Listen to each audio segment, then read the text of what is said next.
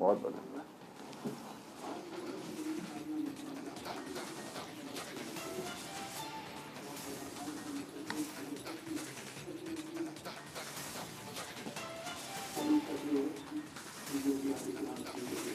चलो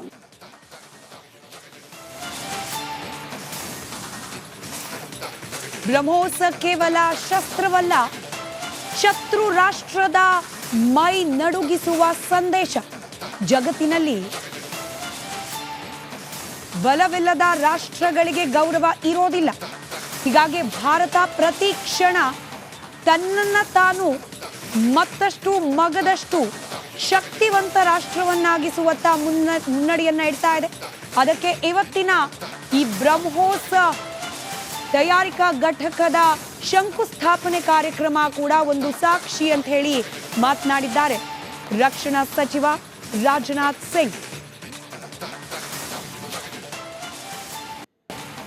ವಿಶ್ವ ದುರ್ಬಲ ದೇಶಕ್ಕೆ ಗೌರವ ಕೊಡೋದಿಲ್ಲ, ವಿಶ್ವ ಪ್ರಬಲ ದೇಶವನ್ನ ಮಾತ್ರ ಗೌರವಿಸುತ್ತದೆ. ಈ ವ್ಯವಸ್ಥೆ ಕೇವಲ ರಕ್ಷಣಾ ಕ್ಷೇತ್ರಕ್ಕೆ ಮಾತ್ರ ಅನ್ವಯ ಆಗೋದಲ್ಲ, ನಾವು ಹಾಗೆ ನಮ್ಮ ಗಡಿಗೂ ಸಂಬಂಧಪಟ್ಟಂತೆ ಯಾವ ದೇಶ ಬಲಿಷ್ಠವಾಗಿದೆಯೋ ಅದಕ್ಕೆ ಗೌರವ ಹೆಚ್ಚು. ಭಾರತ ರಕ್ಷಣಾ ವ್ಯವಸ್ಥೆಯಲ್ಲೂ ಭದ್ರತಾ ವ್ಯವಸ್ಥೆಯಲ್ಲೂ ತಂತ್ರಜ್ಞಾನದ ಕ್ಷೇತ್ರದಲ್ಲೂ ಕೂಡ ಬಲಿಷ್ಠವಾಗ್ತಾ ಸಾಗ್ತಾ ಇದೆ. ಹೀಗಾಗಿ ಜಾಗತಿಕ ಮಟ್ಟದಲ್ಲಿ ಭಾರತಕ್ಕೆ ಮನ್ನಣೆ ಸಿಗ್ತಾ ಇದೆ ಅನ್ನೋದು ರಕ್ಷಣಾ ಸಚಿವರ ಮಾತು.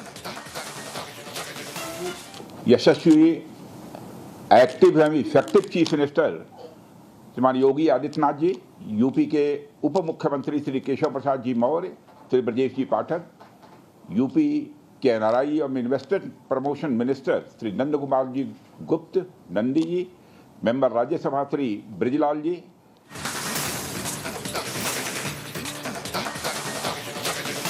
ರಾವಲ್ಪಿಂಡಿಗೂ ನಾವು ದಾಳಿ ಮಾಡಿದ್ದೇವೆ. ಕೇವಲ ಗಡಿಯನ್ನಷ್ಟೇ ಗುರಿ ಮಾಡಿಲ್ಲ, ಪಾಕಿಸ್ತಾನದ ಒಳಗೆ ನುಗ್ಗಿ ಅಲ್ಲಿರುವ ಉಗ್ರರ ನೆಲೆಗಳನ್ನ ಧ್ವಂಸ ಮಾಡಿದ್ದೇವೆ. ಇಡೀ ಭಾರತ ಆಪರೇಷನ್ ಸಿಂಧೂರವನ್ನ ಬೆಂಬಲಿಸಿದೆ. ರಾವಲ್ಪಿಂಡಿಗೂ ನಾವು ದಾಳಿ ಮಾಡಿದ್ದೇವೆ ಅನ್ನೋದನ್ನ ರಕ್ಷಣಾ ಸಚಿವ ರಾಜನಾಥ್ ಸಿಂಗ್ ಇದೀಗ ಬಹಿರಂಗಪಡಿಸಿದ್ದಾರೆ.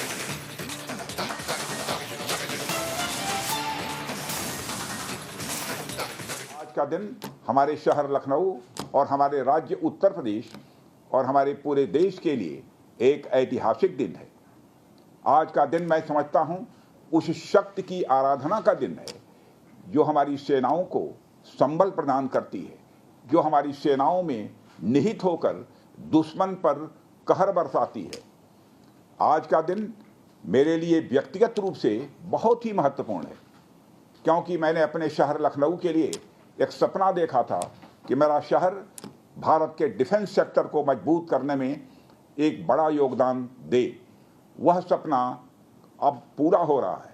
आज का दिन हमारे शहर लखनऊ और हमारे राज्य उत्तर प्रदेश और हमारे पूरे देश के लिए एक ऐतिहासिक दिन है।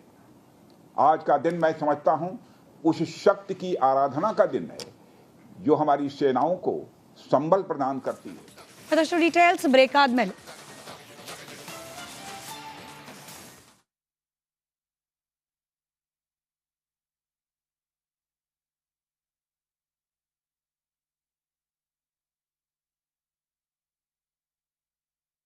तक पुलिस से लेकर पॉलिसी तक और टेक्नोलॉजी से लेकर टूरिज्म तक हर क्षेत्र में विकास कर रही है।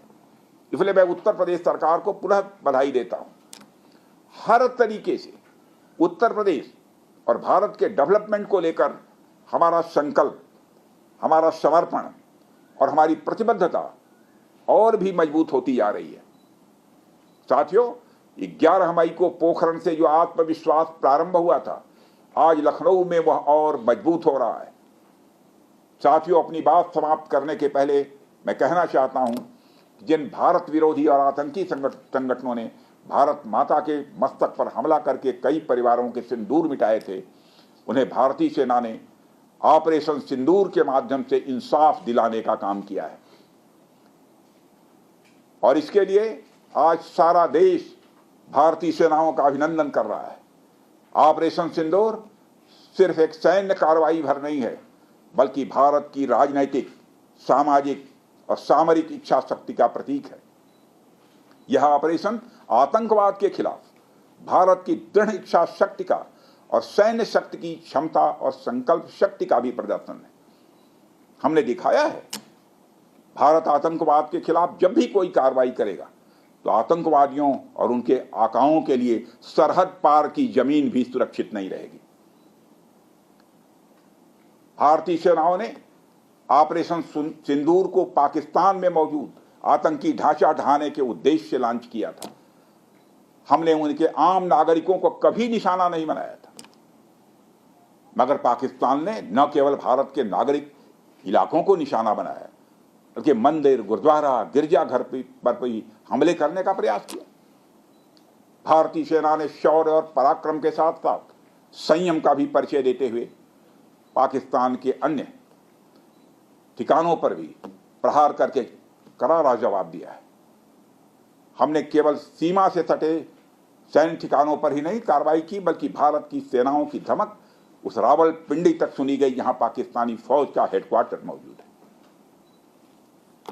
मित्रों, भारत में आतंकवादी घटनाएं करने और कराने का क्या अंजाम होता है, यह पूरे विश्व ने उरी की घटना के बाद देखा, जब हमारी सेना ने पाकिस्तान में घुसकर सर्जिकल स्ट्राइक की।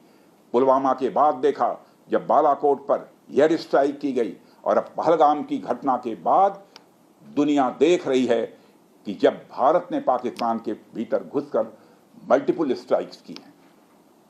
आतंकवाद के खिलाफ जीरो टॉलरेंस की नीति पर चलते हुए हमारे यशस्वी प्रधानमंत्री श्री नरेंद्र मोदी ने स्पष्ट कर दिया है कि यह नया भारत है जो आतंक के खिलाफ सरहद के इस पार और उस पार दोनों तरफ प्रभावी कार्रवाई करेगा। यह हमारे प्रधानमंत्री जी ने स्पष्ट रूप से यह संदेश दे दिया है।